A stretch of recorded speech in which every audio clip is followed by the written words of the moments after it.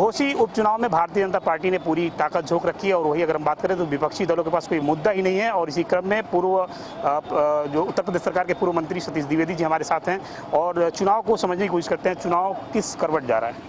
चुनाव भारतीय जनता पार्टी जीत रही है, बहुत बड़े अंतर से जीत रही है।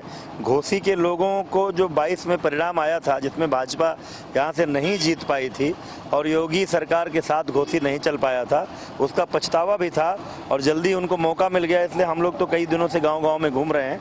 यहाँ की जनता संकल्प करके बैठी है और बड़े अंतर से दारा सिंह चौहान जी चुनाव जीतेंगे। अखिलेश यादव कह रहे हैं कि पत्ता साफ हो रहा है इस बार बीजेपी का, सारे उनके मंत्री फेल हो रहे हैं, उनके पूर्व मंत्री फेल हो रहे हैं, तमाम उनके दावे हैं, क्या कहेंगे आप? असल में अखिलेश यादव जी इस समय कॉमेडी शो के संचालक बन गए हैं। वो तमाम ऐसे उलझुल बातें करते हैं। ऐसे 22 के चुनाव में कहते थे कि 403 सीटें हम जीतेंगे, फिर कभी कहते हैं कि 80 लोकसभा सीटें हम जीतेंगे।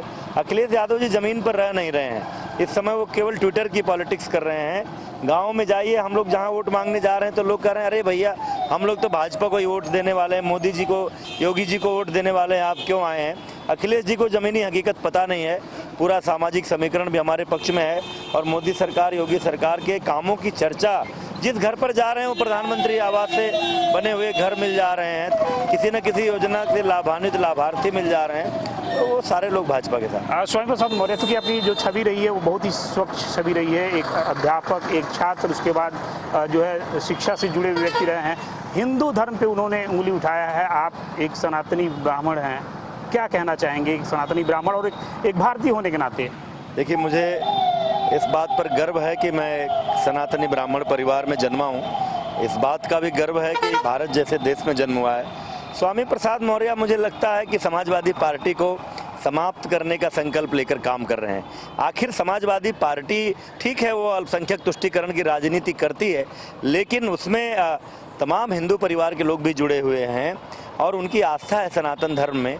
उस पार्टी में जाकर और हिंदू धर्म के खिलाफ बोलना, सनातन परंपरा के खिलाफ बोलना, ब्राह्मणों को अपमानित करने वाली बात करना, इसलिए मैंने तो अपने फेसबुक पर पोस्ट किया था कि भाई जो सनातन धर्म को मानने वाले और विशेषकर जो ब्राह्मण समाजवादी पार्टी में हैं, जब ब्राह्मणों को स्वामी प्रसाद गाली दे रहे हैं तो या तो वो अखिलेश यादव जी से उनको बाहर निकालने को कहें, अन्यथा सारे ब्राह्मण और सनातन धर्म को मानने वाले लोग समाजवादी पार्टी को छोड़ दें।